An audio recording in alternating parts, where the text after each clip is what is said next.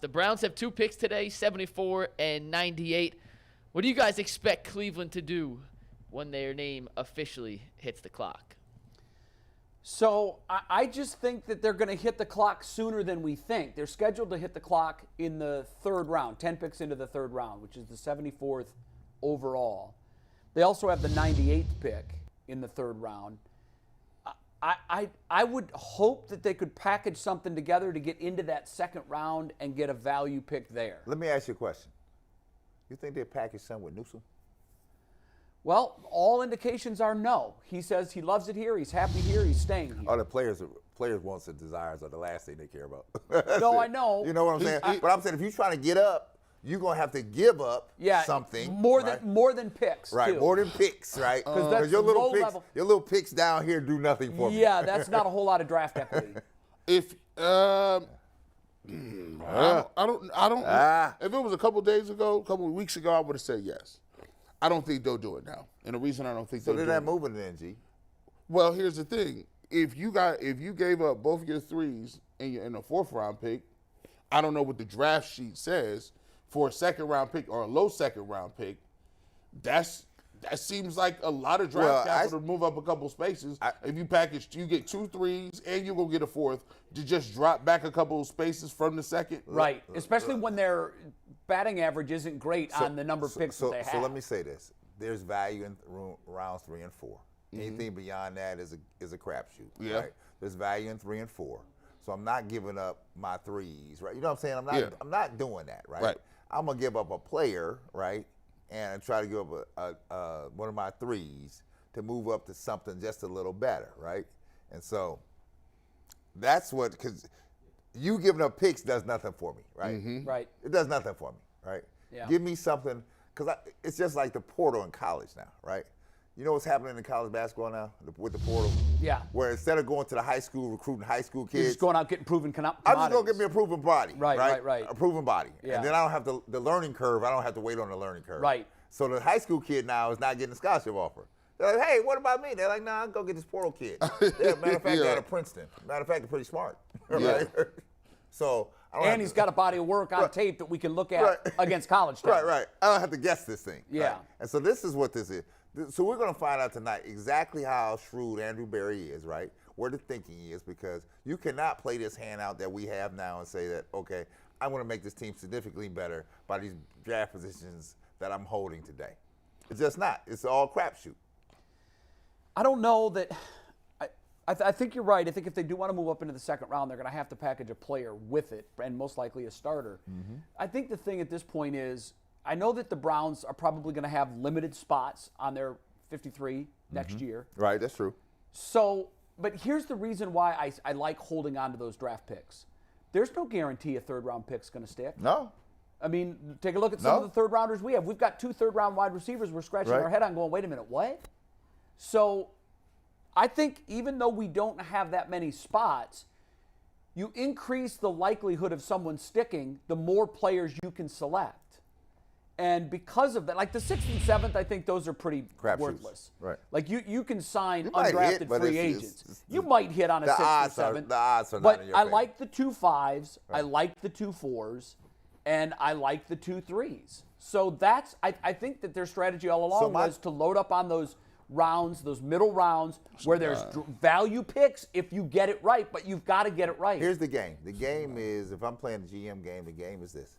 What can I package with my 3 to get into the 2nd round? Can I do that? If not, I'll stay with the 3s I have. But can I package something to get to the 2nd round? Would you give up both 3rds for a late 2nd? Sure would. If some of these names that I'm seeing here, See, the great thing about working on Locked On Browns is we get into the minutia. Shameless plug. Keep going. We get into the minutia. we be drafting down the number. Let's look at the 6th and 7th round. You got to be coming up with content. I'm gonna tell you, there's one guy, Jalen Hyatt, who's rated. They got him down here further too. They got him as the 16th best available prospect. Receiver out of Tennessee. All he does is win, no matter what. Listen, dude got crazy speed. He gets on the top of receivers. I love the fact that Jalen Hyatt is still available, and that's at 16. So there's a lot of other edge rushers as well. Hey, y'all, we know about Zach Harrison, right? Zach Harrison. Yeah. He'll be available. They have him rated as a 60-something best player still left on the board. There's some edge rushers that I really like. Derek Hall out of Auburn, a guy who can really move, had over 9 sacks. He can move around, athletic. You're going line defensive line. What if I moved up into the second round? What's available to me?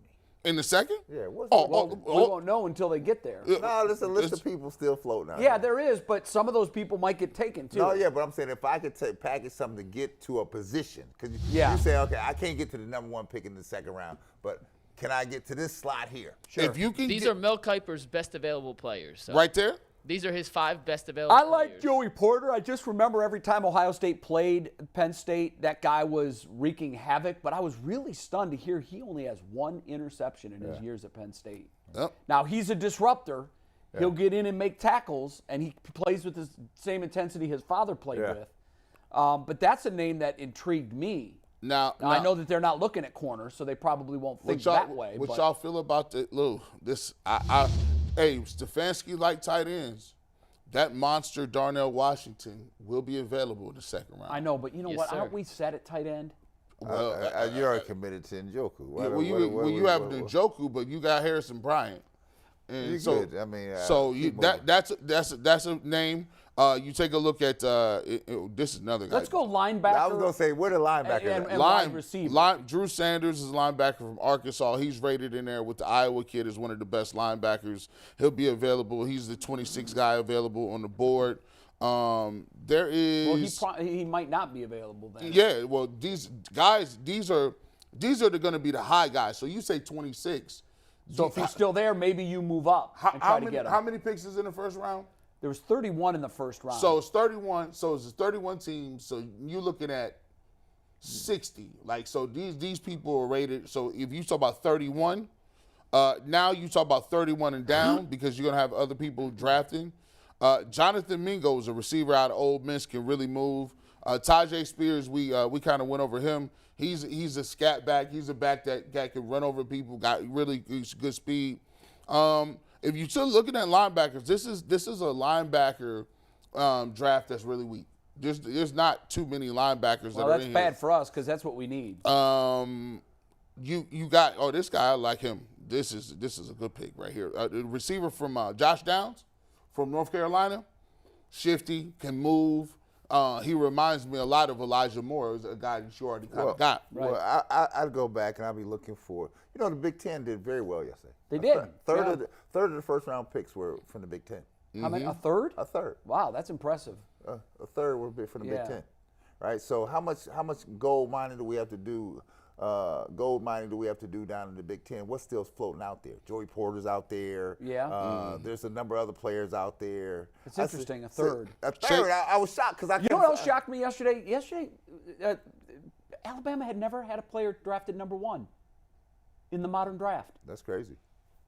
Bryce Young was the first Alabama player ever to go overall number 1 in the modern NFL draft. Jay, you want one little piece of draft trivia before we move on to Lamar Jackson? Sure. G. Bush, don't answer this. You were here yesterday. You got it. Okay. Tyree Wilson was the first Big 12 defensive player selected in the top 10 since who? And I'm only asking because we're on a Cleveland show, so there's your little hint. Well, yeah, it must have been a Browns. The Browns must have taken the last. Johnny Manziel. Defensive player. Yeah, defense. Wow. I don't know. Miles, no. Justin Gilbert. I forgot about him. No wonder it's been so long. Yep. First Big 12 defensive player drafted in the top 10. Well, Big 12 is not known for defense. Yeah. I mean, it's optional, for sure. Right. So, again, before we bounce to Lamar, again, it really depends on how creative the Browns are going to try to be. Yeah. I don't see them staying. What would disappoint you? I think I was just thinking do about with this. what we had. What would disappoint me is if we either. It would disappoint me if we traded back. Yeah. They've done that a time or two. That's I don't want to see them trade back. If they trade back, it's like a gentleman's punt.